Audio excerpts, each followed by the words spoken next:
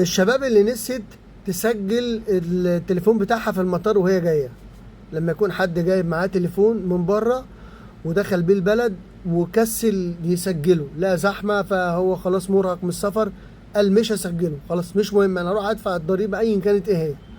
فبيجي يروح بيته عادي ويحط الشريحه المصريه بتاعته، بعد كده يكتشف ان عليه ضريبه قد كده لان هو كسل يدفع. طب في حل؟ في حل. اسمع بقى، انت جايب تليفون وما سجلتوش في المطار خلاص ودخلت البلد، بعد اذنك ما تحطش فيه شريحة مصرية نهائي نهائي، هتفعل عليك الضريبة الغالية. طب ايه الحل؟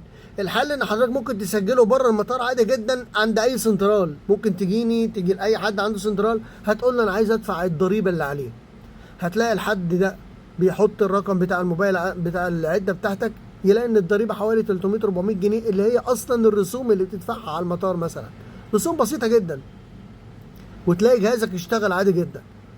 لكن لو حطيت فيه شريحه مصريه ممكن تتفاجأ، على حسب طبعا سعر تليفونك، هتتفاجأ ان مثلا عليه 25000 جنيه او 20000، مجرد انك غلطت حطيت بس الشريحه.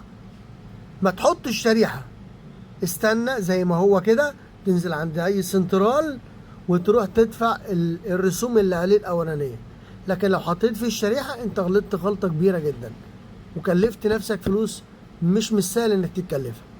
يا رب اكون افدتكم وتخلي بالكم.